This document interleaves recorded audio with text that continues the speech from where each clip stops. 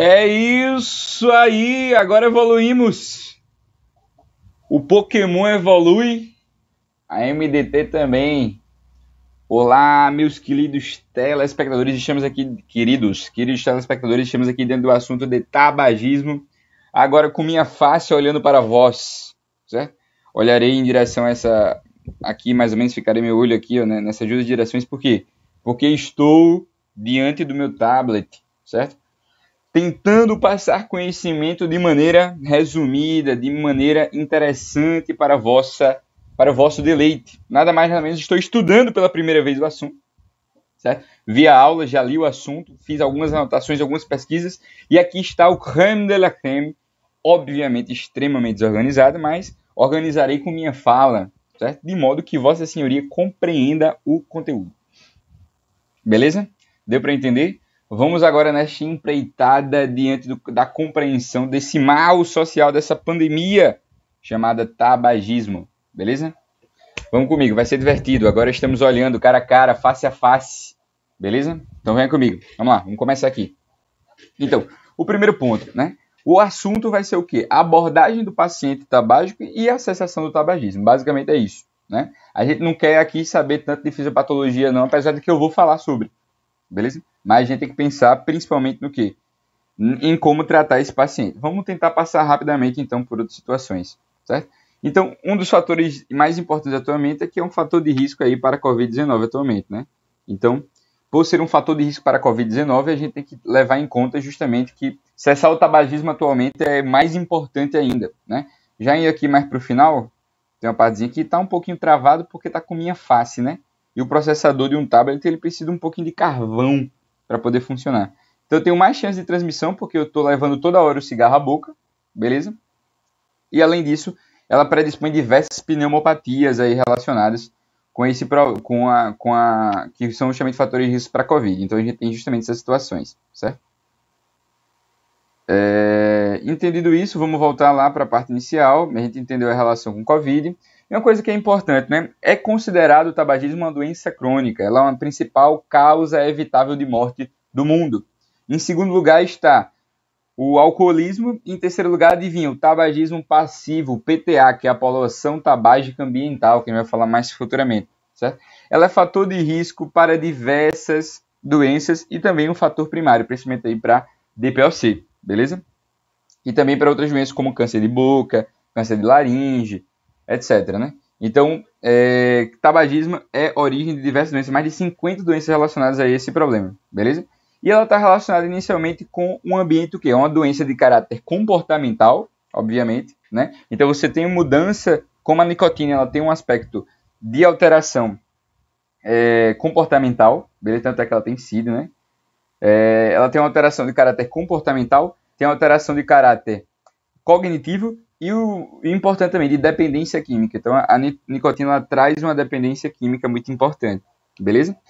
Então, inalação de fumaça e também de outras substâncias, é muito importante. Causa isolada de morte no mundo, né? Principal causa isolada de morte evitável, né? Causa de morte evitável, principal causa isolada de morte evitável no mundo. Depois álcool, depois PTA, beleza?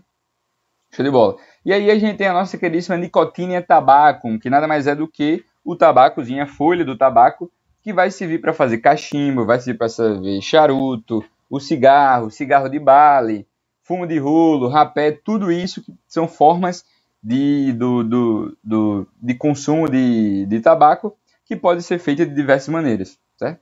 Principalmente a forma mais conhecida, a forma inalada, obviamente, como a gente sabe aí, conhecidamente pelo cigarro.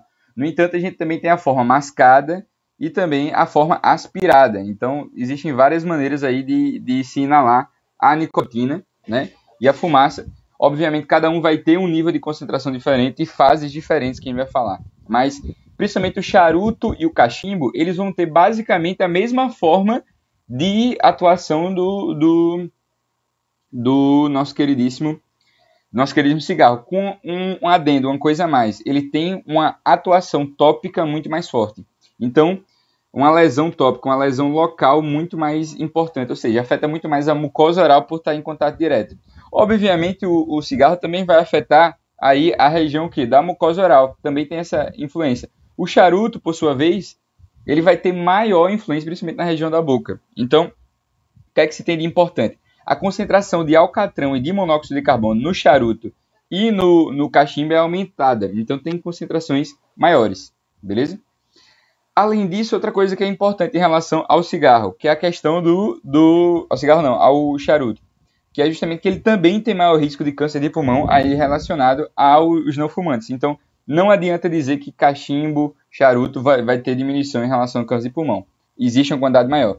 No entanto, o paciente que é fumante de cigarro, ele tem mais chance de desenvolver câncer de pulmão do que o paciente que só usa cachimbo e charuto. O cachimbo e charuto ele tem mais chance de quê? Ele tem mais chance de desenvolver câncer de boca, beleza? Mais chance de desenvolver câncer de boca porque tem mais contato com a mucosa oral. Mas ambos vão ter risco de câncer de pulmão, só que aqui a gente tem mais monóxido de carbono, aqui a gente tem mais alcatrão, beleza? Por isso que o câncer é muito importante. É uma coisa que é diferente em relação ao pH, o pH do charuto, do cachimbo, do fumo mascado, que tem justamente aí tem mais relação com a folha de tabaco, ela é secada muitas vezes aí naturalmente, por isso que dá um pH alcalino, certo? E esse pH alcalino vai ter maior absorção na mucosa da cavidade oral, ok? Enquanto aí o cigarro ele vai ter mais absorção na parte aqui do nosso queridíssimo pulmão, certo? É uma aspiração mais inalatória, porque ele tem um pH o quê? Um pH mais ácido, certo? A cura da folha ela é feita onde? Ela é feita em ambiente industrial, em forno. E esse forno dá um pH mais ácido da folha. Então deu para entender aí a lógica, né? Então um é mais alcalino, que vai fazer ele ser mais absorvido pela boca, e o cigarro de base, cigarrilha, tudo isso vai fazer ele ser mais inalado do que absorvido pela mucosa, beleza? A lógica é essa porque ele é o quê? Ácido. Então deu para entender. Um fator importante em relação ao tabagismo, ele é mais comum em homens do que mulheres. Essa é a parte mais importante. Nos países desenvolvidos, a mulher ela tem mais participação aqui. Então, no país subdesenvolvido, em desenvolvimento, é 7%. Aqui, 24% nos países desenvolvidos. Beleza? Só essa informação que é importante. Tem mais homem do que mulher. Então, em relação às doenças. Então, isso aqui é importante porque você tem que ter uma noção, basicamente, do que é que você vai informar para o seu paciente que gera, quais são as consequências dos fumos do tabaco, certo? Do tabagismo. Então, tem inúmeras doenças. Então, vamos pensar em doença pulmonar. A gente tem que pensar que ele piora a asma, ele provoca DPOC, certo? Provoca DPOC e também vai ser um fator de piora de várias doenças pulmonares, beleza? Show de bola? Vai ter mais chances de infecções respiratórias, incluída a Covid-19, certo? Então, infecções de repetição, tudo isso é ocasionado pelo tabagismo. Qual outro ponto? Doença cardiovascular, meu doutor. Doença cardiovascular é muito importante. Então, angina, certo? Infarto agudo do miocárdio, eu tenho maior chance de desenvolver essas doenças, beleza? Doenças renais, certo? Doenças pancreáticas, principalmente os cânceres. Então, câncer de boca, câncer laringe, câncer de esôfago, câncer de estômago, câncer de rim, câncer de pâncreas, câncer de fígado, câncer de pulmão, obviamente. Tudo isso vai ter mais chance de desenvolver, certo? Então, isso tem uma parte muito importante. E doenças cerebrovasculares, como a gente sempre tem que destacar. Então, se pode dar AVC, pode dar também IAM, né? IAM e AVC são essas doenças vasculares aí muito importantes. Então, mais chance de IAM, certo? E também tem várias outras doenças associadas. Então, o indivíduo ele vai ter um envelhecimento precoce pelo estresse oxidativo, que vai estar aumentado. A gente vai ter um indivíduo que vai ter um mau hálito, ele vai ter dependência de cigarro, vai ter queda da função pulmonar, vai ter o que a gente chama de tromboangeíta obliterante, que é aquele pezinho bastante feio que tem na capinha do cigarro. Tromboangeíta obliterante. Maior chance de arteriosclerose, maior chance de infecções respiratórias, como a gente tinha falado, disfunção erétil, catarata, leucemia, menopausa precoce, beleza? Então são essas doenças que tem que destacar. Como é que você vai lembrar? Você vai pensar no pulmão, certo? Para dizer no pulmão, DPLC, vai pensar no coração, vai pensar no cérebro e vai pensar em todos os lugares que pode dar câncer, beleza? Tem que pensar em outras doenças, como vai lembrar do pezinho, certo? Que vai ser a tromboangeíta obliterante, vai lembrar da menopausa, vai lembrar da leucemia, certo? Vai lembrar da disfunção erétil, que tem dizendo lá na cabinha do cigarro também, o envelhecimento, vai lembrar também da destruição do dente, que são características muito mais estéticas importantes, beleza? Lembrou disso, disse ao paciente. Obviamente, boa parte dos pacientes já estão informados, eles têm consciência dessa doença, mas é importante reforçar que o tabagismo ele é prejudicial, certo? Mas, obviamente, essa não vai ser a nossa única intervenção, beleza? Tem que ter uma noção geral, obviamente, você não tem que decorar todas as doenças, você não vai lembrar de tudo, mas as principais você tem que lembrar. As infecções respiratórias são importantes agora, principalmente por conta da questão do quê? Da Covid, beleza? Então, o tabagismo passivo é todo aquele paciente que inala a fumaça do tabaco. Então, lembrar que tem duas fases do nosso querido tabaco. Tem a fumaça e tem a gasose. Então, está aqui escrito, né? Partículas, ou fumaça, que é a gasose, e a partícula. As partículas a gente está falando de quem? De nicotina e do alcatrão. O alcatrão que tem um bocado de coisa, né? Que é aquelas 1 bilhão de substâncias que faz mal com o caramba, extremamente cancerígeno. Então, arsênio, polônio, chumbo, níquel, tudo isso, beleza? E a nicotina, que vai dar a dependência química, né? A substância psicoativa que gera uma dependência. E, além disso, a gente tem um processo da fumaça gasosa. A gente vai ter lá o quê? As acetonas, os benzenos, o formaldeído, o monóxido de carbono, obviamente, beleza? A acrolina, acetaldeído, tudo isso vai estar lá presente na fumaça, certo? A fumaça vai ser a principal forma aí de irritação. Mas, principalmente no paciente, o quê? No tabagista passivo, ele que vai inalar a fumaça. Então, é aquele que não consome o tabaco, mas que o inala por consequência, né? E o tabagista passivo, ele também pode adoecer da mesma forma. E é por isso que a gente tem a famosa TPA, que é o PTA, na verdade, que é a poluição tabagística ambiental, que nada mais é do que uma poluição gerada pela fumaça do cigarro, que vai acabando provocando aí doenças em diversas pessoas, provocando inflamação no pulmão de pessoas que não fumam, beleza? Então, obviamente, esse paciente ele pode adoecer numa frequência bem menor, tabagismo para terceiro maior caso é evitável. E aí tem aquela lei, né, que proíbe aí o cigarro em ambientes públicos, privados, fechados, tendo uma área reservada que é só o fumódromo para essas regiões, certo? Punindo os infratores. Então, isso aqui é legal, né? O efeito na população tabagística ambiental, né? Então, de inicial, o que é que ele vai ter, né? Ele vai ter uma irritação no olho, né? Então, fumaça, irritação no olho.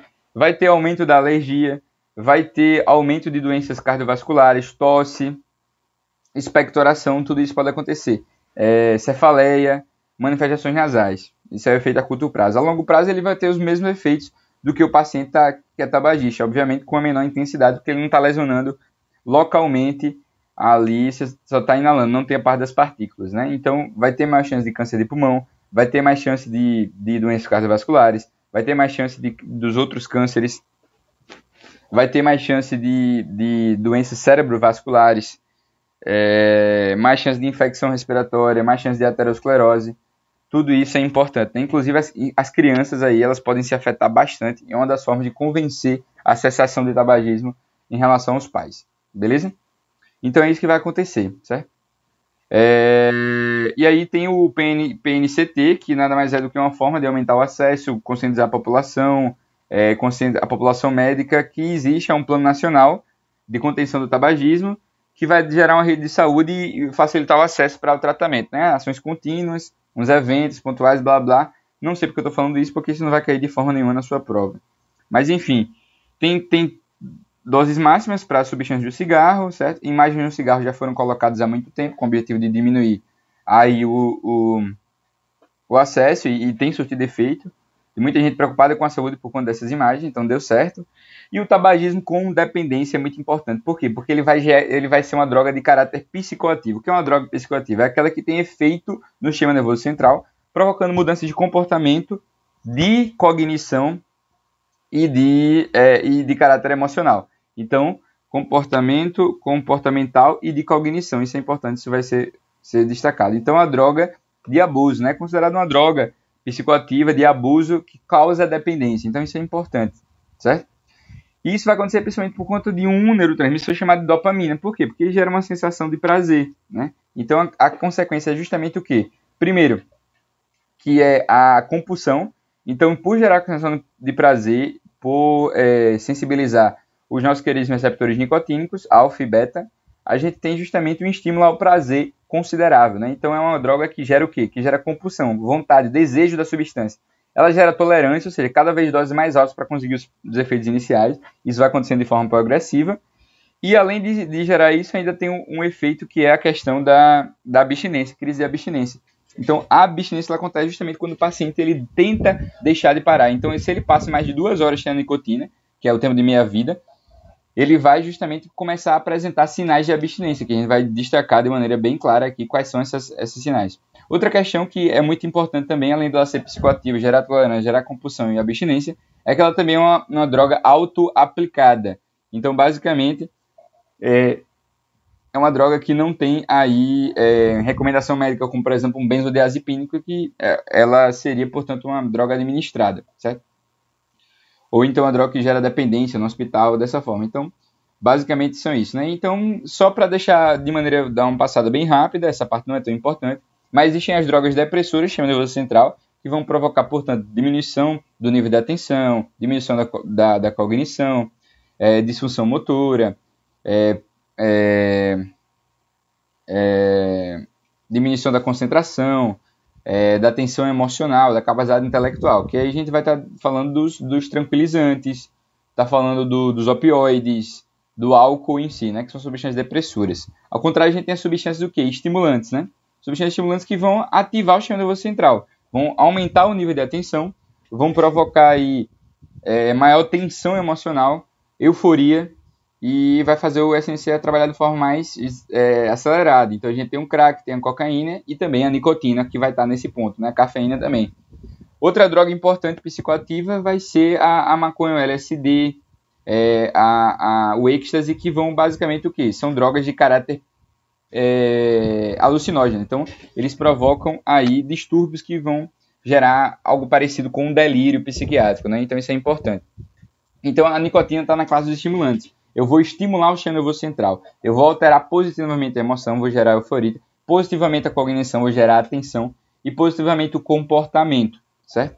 Então, isso é importante. Aí, o indivíduo ele fica mais alerta, fica mais ativo. Então, é uma droga estimulante e tem muita importância aí nesse controle. Então, as informações que a gente já falou: psicoativa, padrão de auto-administração, compulsão, tolerância farmacológica e síndrome de abstinência. Beleza? Então, o paciente que não trata a abstinência, certo? Que não tem um apoio medicamentoso, ou ele fez só TCC, há um paciente que é gestante e está amamentando, que não pode receber medicação, tem que parar o contato com nicotina e com o tabaco de toda forma, ele vai ter sintomas e sinais e sintomas de dependência. Então, isso tem muita relação e fica mais fácil a gente lembrar se a gente olhar esse quadrinho aqui. Olha que legal, né? Olha aqui, vamos comigo. Então, preste atenção você que está aqui, ó. Então, vamos lá. Se eu aumento a dopamina, eu gero o quê? Eu gero prazer, eu gero euforia, concorda? Então, prazer, euforia, vamos escrever aqui, certo? Se eu aumento a nossa queridíssima adrenalina, noradrenalina, o que é que eu estou aumentando? Eu estou aumentando o quê? O meu sistema cardiovascular, concorda? Então, vou provocar um ataque cardíaco, concorda? Vou provocar aumento de risco de náusea, de vômito, vou gerar ansiedade também, né? Então, esse efeito é muito importante. Melhora a atenção, provoca aumento de pulso, piloereção, então é importante, são os efeitos da noradrenalina, beleza? Outra droga importante, outro neurotransmissor importante que é estimulado toda vez que eu estimulo a nicotina, a acetilcolina, certo? Tanto é que a acetilcolina, por ser estimulada, por ser liberada, ela vai ter um efeito muito engraçadinho, né? Que vai ser o aumento da memória, beleza? Então melhora a memória, vamos utilizar cigarro para melhorar a memória. Vai lá, vai nessa. Olha aqui a crise de abstinência. Ó. Perda de memória, déficit de memória posterior. Então, o processo ele traz, mas ele tira instantaneamente depois. Então, é importante considerar aqui que dá melhora de memória, o indivíduo fica mais atento, né? Então, característica da acetilcolina é o aumento da atenção. Eu tenho inibição glutamatérgica também, né? Muito importante. E aí também eu tenho noradrenalina, glutamina, dopamina e a serotonina. Serotonina, quando aumentada, vai gerar o quê? Vai gerar aí uma ansiedade. Então, basicamente, é isso que a gente tem, certo? São esses fatores que vão estar aumentados. Então, a gente vai ter um aumento da ansiedade, um aumento da atenção, um aumento da frequência de pulso, piloereção, náuseas, vômitos, aumento da atenção e euforia. Então, esse é o estímulo que está acontecendo. Quando eu tenho justamente uma síndrome de abstinência, efeito de abstinência. A minha euforia ela vai se tornar uma disforia, vai se tornar uma ansiedade, vai se formar justamente uma depressão. Então, essa é a característica do déficit da dopamina. E, ao mesmo tempo, é essa mesma dopamina que vai provocar o famoso fissura, a vontade, né, de ter essa compulsão, o craving, né, que chama, que é a vontade, novamente, de ter a substância o mais rápido possível, beleza? A serotonina, que antes provocava ansiedade, agora está provocando depressão. Então, é importante, né? O efeito positivo de ansiedade agora está provocando depressão. O meu glutamato também vai provocar ansiedade, né? A minha acetilcolina, agora que está em falta, ela vai provocar aí, como a acetilcolina ela é muito relacionada com o sistema motor, eu posso ter incoordenação motora, posso ter déficit de memória, certo? Tremores.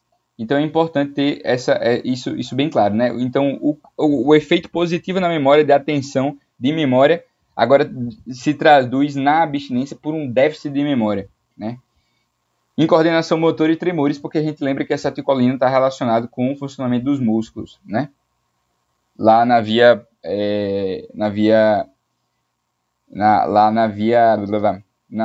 estímulo muscular, beleza? Não consegui falar mais nada que isso. Aí a noradrenalina, eu estava com ataque cardíaco, agora eu vou ter uma diminuição da frequência cardíaca, beleza? Uma diminuição da frequência cardíaca depois de um tempo. E aí eu posso ter justamente os efeitos de ansiedade batidos e aí o aumento do apetite, né? Quando eu aumento a noradrenalina, eu diminuo o apetite geralmente. Então muitas vezes o indivíduo que consome cigarro há muito tempo, ele tem uma diminuição do apetite, é um indivíduo que é mais emagrecido, come pouco, sente pouco o gosto da comida, certo?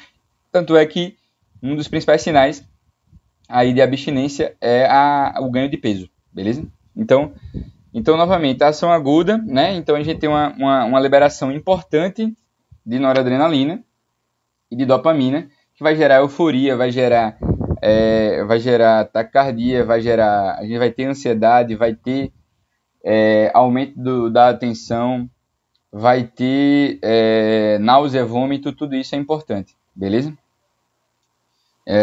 Dopamina gera euforia, serotonina ela vai gerar, como a gente lembra, uma ansiedade importante, e a inibição da glutamina vai gerar aí sintomas como, por exemplo, aí a concentração, e a acetilcolina melhora a memória e a concentração também. Então, basicamente, um efeito estimulante, né? E depois, quando eu não tiver mais a nicotina, o que é que vai acontecer? Eu vou ter justamente uma depressão, vou ter uma queda aí da noradrenalina, se chama límbico, vou ter ansiedade, vou ter incoordenação motora, vou ter tremor, depressão, ansiedade, também ansiedade nos dois casos, insônia, irritabilidade, aumento do apetite e a alteração da performance cognitiva também está relacionado, né? Déficit de memória. Então, basicamente, o indivíduo ele fica o quê? É como se ele ficasse desestimulado, né? E uma dificuldade em fazer os seus processos comportamentais, emocionais importantes. Ele vai ficar mais ansioso, vai ficar mais irritável, irritabilidade, tudo isso aí dificulta você terminar o consumo de tabaco, né? Então, uma das formas justamente de você garantir que o paciente ele pare de consumir o tabaco é estimulando que ele faça o quê? Que ele pare de sentir os sintomas. Fazendo o quê? Tratamento, beleza? E adivinha que legal, né? Olha que legal. Qual é o tratamento do tabagismo? Com nicotina. Nicotina. O que causa é também o que trata. Pô, o fogo com fogo, pai. Mas é o quê? Desmamar. O objetivo é desmamar e tirar o cigarro ou o alcatrão que gera mais dano, beleza? Mas deu para entender a lógica, né? Deu para entender o que está gerando a dispneia. Só dando um detalhe aqui, um pouquinho a mais para o final aqui, umas anotações que eu fiz de aula, né? Não se assuste não que esse assunto que parece ser muito, não é tão muito. O tabagismo ele vai se caracterizar justamente por uma resposta inflamatória. Então, o que é que vai acontecer? A fumaça ela promove, portanto, um recrutamento de macrófagos. Esses macrófagos eles chegam nas vias aéreas. Os macrófagos vão liberar aí quimiotaxinas. Eles vão formando folículos, vão se modificando, formando folículos, liberando um efeito quimiotáxico, quimiotaxinas. Dentre elas, por exemplo, o TNF-alfa. Né? O TNF-alfa ele vai estimular células epiteliais e outros macrófagos a produzir interleucina 8, que vai justamente recrutar os neutrófilos e, posteriormente, mais tardiamente, da inflamação, os linfócitos. E o que é que vai acontecer? Os nossos queridos macrófagos vão produzir várias proteinases e os neutrófilos vão produzir especificamente uma proteinase que é a elastase, certo? Com a elastase e a proteases e as antiproteinases sendo inibidas, o resultado, portanto, é uma lesão no caráter estrutural ali no ambiente. Outro processo também é o estresse oxidativo. A gente tem um estresse oxidativo extremamente relevante. Por que o estresse oxidativo? Porque a gente tem a liberação de espécies reativas de oxigênio por conta dos neutrófilos. Então, estresse oxidativo mais lesão estrutural vai provocar, portanto, uma inflamação crônica e repetitiva naquela região. Beleza? Deu para entender?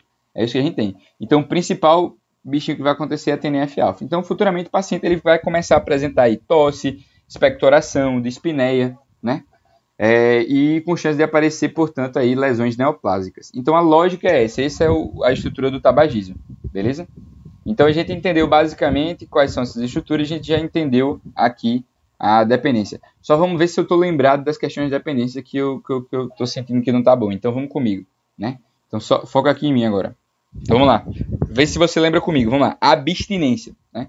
Então, abstinência não. Quais são os estímulos iniciais da nicotina? Ela vai estimular a noradrenalina. Estimulou a noradrenalina. Vai aumentar a minha frequência cardíaca. Vai provocar náusea. Vai provocar vômito. Vai provocar perda de apetite. Vai aumentar o pulso. Vai gerar piloereção. Beleza? Cheguei agora na noradrenalina, agora eu vou para a dopamina. Dopamina, prazer, euforia, é o que provoca a dependência, vai provocar o craving depois, beleza? Agora eu cheguei na serotonina, gera ansiedade, beleza? Glutamato, concentração. Acetilcolina, concentração também. Lembrei do que está gerando. Então o paciente está lá concentrado, está gerando aumento de nível de atenção, aumento de nível de concentração, estimulado, eufórico. Isso é a nicotina. Deu a crise da abstinência, depois de 2 horas, parei de consumir, qual é o resultado? Diminuição da frequência cardíaca, já vai abaixar, certo? Vou ter aí excesso de apetite, ganho de peso, né? Isso no longo prazo. Que mais? Quando eu tiver a ausência da acetilcolina, eu vou ter incoordenação motora, tremores, vou ter tremores, que mais? Vou ter ansiedade, vou ter, sei lá, enfim, esqueci. O glutamato eu vou ter ansiedade, o outro eu vou ter depressão por conta da serotonina. E eu acho que é isso, né? Vou ter também irritabilidade, vou ter ganho de peso, perda da função cognitiva, o indivíduo vai ficar mais tímido, perda da performance cognitiva, etc. Irritabilidade, estresse, é isso, basicamente é isso, né? Deixa eu ver se eu lembrei boa parte. Cadê essa paradinha aqui? Euforia, depressão, performance, ansiedade, insônia é importante, né? O paciente vai ter insônia. Incoordenação motora das venais, disforia, depressão, irritabilidade. Sim, faltou disforia, irritabilidade e o craving, né? Disforia, ansiedade e irritabilidade. Então, basicamente isso, né? Deu para entender essa parte, show de bola. Agora vamos para o próximo assunto. Então, agora a gente vai começar o tratamento, beleza? Vamos começar o tratamento. Aí você, jovem mancebo, que está aí no seu estudo, né? Foi lá estudar a nossa queridíssima cessação do tabagismo. E aí, você simplesmente quis resolver o problema logo. Vamos lá, vamos dar medicamento para ele, né? Dá medicamento, deu nicotina. Errou! Calma, jovem. Primeiramente, você chega o paciente chegou no seu consultório. Tô fumando, precisa parar de fumar. Quer parar de fumar? Quero. Não quero parar de fumar, mas recomendo parar de fumar, porque senão vai piorar sua DPOC, vai piorar sua asma. Quer parar? Quero. Pronto, então pronto. Quis parar, então questionar primeiramente. Você vai fazer a pré-contemplação, né? O que é a pré-contemplação? É dizer quais são as condições associadas. Então, nesse momento, você vai tentar convencer o paciente a parar o tabagismo. Já dizer todas as doenças que eu já citei, dizer os fatores, como por exemplo, se for um adolescente, vai ter mau hálito, vai ficar dependente, vai diminuir a função pulmonar, vai ficar, vai ter tosse, vai ter expectoração. Se for um adulto, eu tenho mais risco de ter DPOC, tenho mais risco de piorar a asma, tenho risco de infecções respiratórias, tenho risco de diversas infecções, infecções como por exemplo, laringite, sinusite, Covid-19. aterosclerose, doenças cardiovasculares, AVC, IAM. Se for um pai, dizer que o tabagismo passivo pode gerar um aumento de infecções respiratórias no filho, tosse, alergia, tudo isso pode ocasionar. Se for uma grávida, que eu vou ter justamente maior chance de teratogenia, que eu vou ter mais chance de baixo peso ao nascer, que pode ser prejudicial, etc. Então, tudo isso é importantíssimo, beleza? Tudo isso é importantíssimo para tentar direcionar, fazer uma pré-contemplação. Quando o paciente contempla, aí sim você inicia o processo de conduta, né? Que é a preparação para a ação e a ação, beleza? Então, a ação, a preparação para a ação vai ser justamente no ambiente de avaliar o grau de dependência. E aí nós temos justamente o Fagerstrom, o teste de Fagerstrom. Então, o teste de Fagerstrom é justamente para ver o grau de dependência. Ele vai de 0 a 4, dizendo que é leve, 5 a 7, dizendo que é moderado, deixa eu botar aqui, e de 7 a 10, de 8 a 10, dizendo que é grave, beleza? Esse é o blá blá blá aqui que a gente vai. E aí, vamos ver se eu decorei as perguntas, beleza? A primeira pergunta é, vou tirar aqui, ó, foca em mim. Então, qual é a primeira pergunta? Vamos ver se o José Vitor lembra. Apesar que não vai precisar, provavelmente, mas eu sou taradinho, eu vou tentar lembrar. Então, quanto tempo você fuma o primeiro cigarro de manhã? Se for, aí os parâmetros é 60, 35. Abaixo de 30, abaixo de 5, pontua 3. De 6 a 30, pontua 2. De 30 a 60, pontua... desculpa, é o contrário.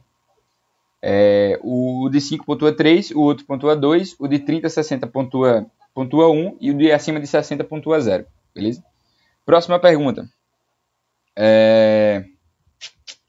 Fumas quantos cigarros por dia? E aí vai ter aquela paradinha, né? Se for de 0 a... abaixo de 10, pontua 0. Se for acima de 10 a 20, de 11 a 20, pontua 1. De 20 a 30, pontua 2. E de 30 a mais, pontua 3. Beleza? O resto pontua 0 ou 1. Certo? Quais são as perguntas? Você pergunta qual é o cigarro mais difícil de largar. Se ele responder que não tem diferença nenhuma, pode ser qualquer um, aí é 0. Se ele responder que é o mais difícil é o de manhã, aí você pontua 1. Beleza? Se o paciente, aí você pergunta qual é o período do dia que você mais consome. Se for pela manhã, se consome mais pela manhã do que nos outros momentos, se a resposta for sim, pontua 1. Se for não, pontua 0. Tem dificuldade de não consumir cigarro em ambientes que são proibidos o uso de cigarro? Se a resposta for sim, pontua 1, se não, pontua 0. E continua fumando mesmo quando está doente, prostrado, ou que prejudica o seu dia, você fica deitado, acamado? Aí a resposta, se for sim, 1, se for não, 0. Beleza? A resposta é essa. Deu para entender? Esse é o Fagerstrom. Certo? Acho que eu lembrei de tudo. Deixa eu tirar minha carinha linda aqui. Cabelinho de náufrago. Show de bola.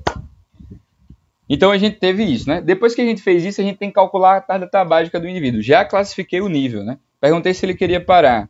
Perguntei quantos cigarros ele fuma. Fiz a carga tabágica dele. Como é que eu faço carga tabágica? Eu pergunto, fumou quantos cigarros por dia? Certo? Aí ele dizia, fumo 5 cigarros por dia, doutor.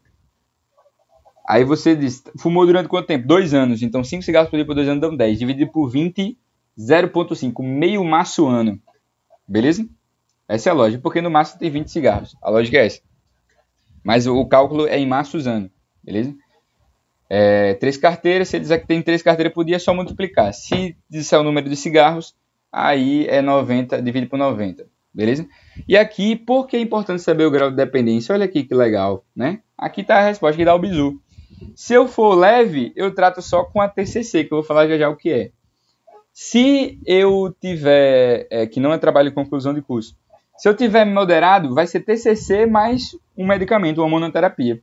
Se eu tiver grave, eu vou fazer TCC mais uma terapia dupla medicamentosa. Mas o básico é TCC. Já fez seu TCC? Não fez. Então aqui você pode fazer. Olha só, tratamento de cessação do tabagismo. Para cessação eu preciso TCC, beleza? Então se você quiser cessar, precisa de TCC, certo? A lógica é essa, terapia cognitivo-comportamental. E depois a terapia medicamentosa, que pode ser nicotínica ou não nicotínica, certo? Então, a abordagem principal do paciente vai ser terapia cognitivo comportamental. Qual o objetivo e com quem eu vou fazer isso? É uma equipe multidisciplinar, então enfermeiro, médico, psicólogo, é quase uma terapia. A terapia ela pode ser em grupo mensal, ela pode ser individualizada, ela pode ser por carta, pode ser EAD como estava sendo na pandemia. Então, a lógica é essa, beleza? A lógica é essa. E ele é o grande eixo central do seu tratamento, certo? Se você não tiver aí tratando com a TCC, não vai dar certo. Porque eu preciso de um estímulo contínuo para que o paciente ele pare de fumar. E é justamente o quê? Quais são as características da terapia comportamental? Isso aqui é importante também, né? Quase que eu esqueço. Eu preciso, inicialmente, fazer com que o paciente ele mude seu estilo de vida, né? Então, boa nutrição, exercício,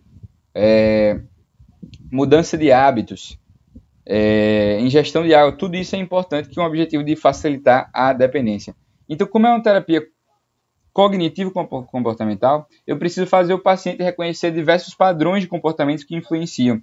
Eu estabeleço metas específicas para que ele consiga realmente combater aí o tabagismo, certo? Eu preciso de metas para que ele consiga combater o tabagismo, beleza? Eu faço justamente reuniões estruturadas mensais com o objetivo de gerar. Então, traçando objetivos, fazendo o paciente reconhecer padrões e comportamentos e entender as situações para combater determinado problema é a forma com que eu intervenho. Ao mesmo tempo, a terapia comportamental, a TCC, ela já foi comprovada em outros tipos de drogas de dependência. E além disso, deixa eu botar minha câmera para cá para poder ficar olhando mais devagar. E para aqui tá bom. E além disso, o paciente ele também tem a questão é porque eu gosto de ficar olhando para mim. Aqui, pronto. O paciente ele tem a questão de ficar bastante o quê? De ficar muito, às vezes, isolado do tratamento. Nesse caso aqui, existe participação ativa do orientador e do paciente. Por fim, outra coisa que é muito importante aqui é que, além das sessões serem estruturadas, ela não invalida o quê? Que outros métodos ocorram ao mesmo tempo. Então, dá para ter TCC junto com apoio medicamentoso. Quando é que a nossa queridíssima o TCC vai ser individualizado? Isso é uma pergunta importante. Todo paciente que tiver problemas psiquiátricos, utilização de outras drogas, ou então simplesmente por preferência individual, certo? Um grau de depressão muito alto, por exemplo, ele vai precisar o quê? Ele vai precisar característica de personalidade também, certo? Vai que o paciente é muito agressivo, né? Então tem que fazer um tratamento individualizado, é melhor do que fazer um tratamento em grupo. Não consegue fazer tratamento em grupo. Então, você pode optar por fazer um tratamento individualizado, beleza? Não quer dizer que ele vai utilizar outras coisas, só que ele vai fazer uma TCC única, certo? Aqui são alguns motivozinhos para você dizer para o paciente, para ele parar de fumar. Isso aqui eu já falei para vocês e não é tão importante. O que é importante você ter reconhecer? Que existem algumas coisas que dificultam. Então, o que é que mais dificulta o tratamento? A crise, né? Então, o paciente ele tem um vício comportamental, que é justamente levar o cigarro toda vez à boca, certo? Ele tem vícios comportamentais no dia a dia, então em situações de estresse, em situações mais complicadas, ele muitas vezes recorre àquela droga contínua que está na sua vida. Ele tem um vício que está diretamente relacionado com a uma dependência química, então tem a abstinência, certo? E o ganho de peso também é muito importante. A principal causa de volta é o ganho de peso. Olha que interessante, né? Então, a principal causa de recidiva, de recaída, é a nossa queridíssima o quê? O ganho de peso, principalmente com as mulheres, certo? Então, as mulheres elas têm menor chance de utilizar os tratamentos porque ela tem medo de ganhar o peso. Tanto pelo ganho de peso, quanto tem medo de iniciar pelo ganho de peso. Então, esses são os fatores que têm que ser reconhecidos e tem que estar na lógica da TCC para combater, beleza? Provavelmente na prova você só vai escrever terapia cognitivo-comportamental, certo? O médico ele vai ter que saber diferenciar. E sim, por que o ganho de peso acontece, né? Por vários motivos. A gente tem a perda de peso lá no paciente, ele perde peso por quê? Porque a nicotina, ela aumenta o metabolismo, ela gera inflamação e liberação de TNF-alfa. O TNF-alfa é uma substância caquética, que gera caquexia. Então, o paciente ele vai ficar emagrecido, tem falta de apetite por conta da noradrenalina. Quando eu tenho uma diminuição da noradrenalina, qual é o resultado? Eu tenho um aumento do apetite, o paciente ele passa a sentir mais por conta do olfato e do paladar, que ficam mais estimulados, que são prejudicados, obviamente, pelo contato da mucosa com o contato da mucosa com o alimento, e também a questão da premiação. Então, por ser um estímulo eufórico, um boom dopaminérgico momentâneo, a nicotina, ela gera, portanto, uma dependência muito grande. Quando eu tenho esse boom dopaminérgico oriundo de uma fonte alimentícia, isso vai provocar, obviamente, ganho de peso, beleza? A lógica é essa. A ansiedade também vai gerar um aumento do peso, né? Então, essas características. Mas ele geralmente acontece no início da crise da abstinência. Depois, ela diminui, certo? Porque o paciente ele vai, portanto, estabilizar, certo? Sempre importante considerar o quê? Considerar outras comorbidades psiquiátricas, né? Depressão, alcoolismo, esquizofrenia, tudo isso vai ser fator importante. E, além disso, saber diferenciar o fumante do ex-fumante, da recaída e do lapso, beleza? O fumante é aquele que fumou mais de 100 cigarros na vida, ou seja, 5 maços, certo? E continua fumando. O ex-fumante é aquele que fumou mais de 100 cigarros, mas parou de fumar, beleza? Não fuma atualmente. O lapso de recaída, né? O lapso é quando você tem o quê? Você tem uma utilização única, isolada do cigarro, mas o paciente ele não volta. A recaída é quando você volta a utilizar, contudo, todavia, entretanto, porém, mesmo que com baixas doses, ainda é considerada recaída, certo? E aí a gente tem justamente a questão da sedação. Então, TCC é a principal forma de fazer isso. Outra coisa que é extremamente importante, que é o apoio medicamentoso, né? Então, qual é o objetivo do apoio medicamentoso? Isso pode cair na sua prova. É reduzir a crise de abstinência, reduzir os sintomas da crise de abstinência para que o paciente não sofra daquela síndrome junto com a terapia cognitiva comportamental. Então, para quem eu vou indicar o medicamento? Paciente que fuma mais de 20 cigarros por dia, ou seja, mais de um maço por dia. O paciente que fuma mais de 10 cigarros por dia e tem menos de 30 minutos para poder fumar o primeiro cigarro de manhã, beleza? Um paciente com Fergestrom maior do que 5, certo? Então, ou moderado ou grave, certo? Qualquer um dos dois vai indicar TCC, vai indicar medicamento. Ou então, paciente que fez TCC, mas continua com dificuldade e, obviamente, não pode ter nenhuma contraindicação. Então, fiz TCC, não estou melhorando, a abstinência ainda está insuportável, então posso utilizar algum medicamento para ajudar, certo? Quais são os medicamentos que são mais eficazes nesse tratamento, né? São medicamentos tópicos, e eles são justamente aí a terapia de reposição nicotínica. O tratamento nicotínico ele vai incluir goma de mascar, adesivo transdérmico, adesivo de nicotina, o adesivo transdérmico, spray nasal e também o aerosol, inalador aerosol, beleza? Mas o mais utilizado sem dúvida é o adesivo transdérmico e a goma de mascar, certo? Eles são tópicos e eles vão justamente fazer uma reposição mínima de nicotina para justamente aí, ao mesmo tempo que ao simular justamente a ação da nicotina. Ao simular não, ao colocar a nicotina no corpo, eu vou justamente fazer com que o paciente fique menos dependente do cigarro para fornecer a nicotina, que é a principal forma de gerar dependência química, certo?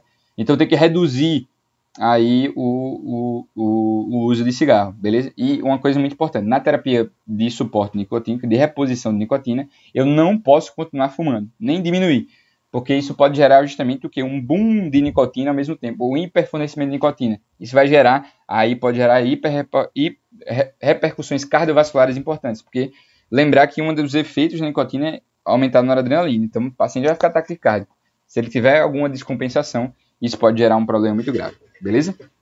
Então, taquicardia é muito importante. Então, o paciente ele se beneficia dessas estruturas porque eu não gero dependência, certo? O paciente ele não gera dependência, ele responde bem, tem uma grande adesão, certo? Consegue dessensibilizar os nossos queridíssimos receptores alfa e beta nicotínicos. Eu também não gero fornecimento em picos de nicotina, isso no caso do adesivo transdérmico, da goma de mascar sim, beleza? E a absorção é rápida pela derme, certo? Então a lógica é essa. Então, a gente tem justamente a terapia nicotínica como primeira forma de intervenção medicamentosa, beleza? Que mais? Então tem uma absorção rápida pela derme, liberação lenta e contínua, sim, isso é importante, né? A nossa queridíssima liberação do adesivo transdérmico, ela acontece ao longo de todo o dia. Então o paciente coloca o adesivo uma única vez, certo? Em formato de disco, e ele vai liberando ao longo do tempo, ao longo do dia todo, não precisa repor. Então a adesão é muito alta por conta disso, certo? Não tem dependência e o paciente ele adere bem. Então não preciso mais do negócio da nicotina depois e funciona bem. Eu vou colocar ou nos membros superiores ou no tronco e eu vou trocar a cada 24 horas, beleza? A lógica é essa. Rodízio a cada 24 horas, isso é importante. A liberação ela é lenta e contínua. E aí a gente tem 3 formas de apresentações. A primeira com 21 gramas, a segunda com 14 gramas e a terceira com 7 gramas, certo? Você está caindo pela metade toda vez. Então, imagine um paciente que tem o fergestrone grave, né, de 8 a 10. Esse paciente ele vai começar por qual? Adivinha, pelo de 21. Mas depois eu tenho que fazer o desmame, eu tenho que descer para 14 e depois com 7. Tenho que escolher um dia D para parar de fumar, porque depois que começa a utilizar o adesivo, eu não posso mais utilizar o cigarro, certo? Então vai para um para outro. E quanto tempo vai durar de uma para outra? 4 semanas, beleza? 4 semanas. Cada um vai descendo 4. Então 4 semanas de um para o outro, beleza? No caso do paciente que tiver o fergestron um pouquinho mais baixo, então ele é moderado, ou seja, acima de 5, aí eu posso começar com esse aqui, certo? E descer depois de 4 semanas. O que é importante? Você também considerar o paciente que fuma mais de 20 cigarros. O que fuma mais de 20 cigarros por dia, ele vai fazer o mesmo de um fergestron grave. E o que fuma mais de 10 cigarros e demora menos de 30 minutos para fumar, o primeiro cigarro do dia, ele vai fazer igual a um moderado, beleza? A lógica é essa, tá escrito aqui, né? O que eu falei tá escrito aqui, beleza? E o tratamento vai ser por 12 semanas ou por 8 semanas no local. Obviamente eu posso gerar cialorreia, posso gerar irritação local, posso gerar náusea, vômito, diarreia, tudo isso relacionado aos efeitos do quê? Os efeitos da nicotina, beleza? Mas isso vai ajudar bastante, tá? Faz isso sempre somado com TCC, então obviamente isso nunca vai tirar TCC, certo? É só o paciente que está com grau moderado, o paciente que está com grau grave, ele também pode utilizar o adesivo, certo? E aí o grave eu vou fazer nicotínico e não nicotínico, aqui seria a dupla medicamentosa, mas a gente vai falar depois, certo? Depois é a goma de mascar, então a goma de mascar ela vai ser tablete, beleza? O tablete de 2 miligramas ou de 4 miligramas, beleza? E a lógica vai ser justamente aí que a absorção ela pela mucosa oral, certo? Ele é mais difícil porque toda hora eu tenho que ficar mascando para liberar a nicotina, então tem um pouquinho menos de adesão. Ela não vai ser contínua, ela vai ser em pico, certo? Mas ela é importante porque pode auxiliar alguns pacientes, beleza? E uma coisa muito... Aqui está as formas de apresentação da goma de mascar, certo? Então são... deixa eu botar, tá mais aqui no final, porque eu peguei o print aqui. Então 2 miligramas, certo?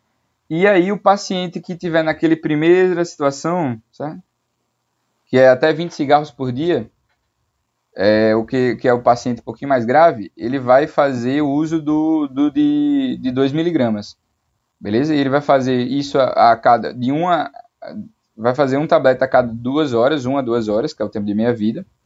Depois ele vai fazer nas próximas 4 semanas. Vai fazer de 2 a 4 horas e depois dobra de novo, que é de 4 a 8 horas nas últimas 4 semanas. Então, sempre de 4 semanas.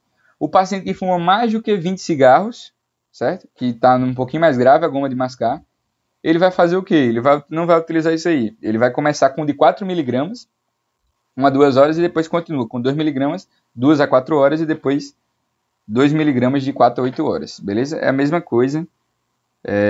Mas a lógica é essa aqui, um tablete de 2 miligramas aqui e aqui de 4 miligramas para o paciente mais grave que fuma mais de 20 cigarros por dia, certo? Mesmos efeitos, náusea, vômito, hipersalivação, diarreia, ulceração das gengivas, náusea, tudo isso é importante, beleza? Amolecimento dos dentes também, porque eu estou utilizando a mastigação contínua. Quais são as contraindicações? Então, só o que mais importante, gravidez e amamentação, que você vai lembrar sempre, né? O que é que você vai lembrar também? Paciente que continua fumando, não pode. Paciente que tem úlcera péptica, também não. E o paciente que tem alguma doença cardiovascular ou AVC, porque esse paciente ele tem mais chance de piora por conta aí dos efeitos da noradrenalina no sistema nervoso central. incluindo aí os acidentes cardiovasculares, o infarto agudo do miocárdio, angina, arritmia cardíaca, tudo isso é importante, né? E história de úlcera péptica também é uma contraindicação para esse tipo de tratamento, certo? Então, o paciente que vai utilizar nicotina junto com o cigarro, ele vai se dar mal, beleza? Porque vai estimular justamente esses sistemas aqui. Coração, vai aumentar a chance, pode gerar taquicardia, ele pode ficar descompensado, certo? Pode ter, inclusive, uma crise de abstinência muito grande se ele parar de utilizar, ou então efeitos aí do uso da nicotina muito fortes. A terapia não nicotínica é um paciente que vai utilizar aí a bupropiona, lembrar desse nome, bupropiona, cloridrato de bupropiona. Então a gente falou da goma de mascar, a gente falou do adesivo transdérmico, certo? São terapia de reposição nicotínica, e aqui a gente vai falar da terapia não nicotínica, que é o cloridrato de bupropiona. O que é? Qual é a importância dele? Porque a bupropiona, especificamente, ele é um antidepressivo não atípico, né? Então, além dele ser aí, dele mimetizar aí a nicotina, porque ele vai ser um inibidor da recaptação de noradrenalina e de o quê? De dopamina. Então, tem um efeito a favor da dopamina e a favor da noradrenalina. E o resultado vai ser um efeito positivo, antidepressivo e também mimetizando a nicotina, certo? Então é basicamente isso. Então, cloridrato de bupropiona. Ele vai ter nicotina? Não tem nicotina, mas ele tem um efeito muito interessante, certo? Qual vai ser a forma de apresentação dele? E ele vai ser utilizado principalmente em pacientes graves, aqueles pacientes que eu não consigo tratar só com adesivo, beleza? Então, vou fazer TCC, cloridrato de bupropiona e isso aí. A apresentação de 125 mg, certo? E aí, até o quarto dia, eu vou fazer 3 comprimidos durante o dia, certo? 150 mg pela manhã por 3 dias.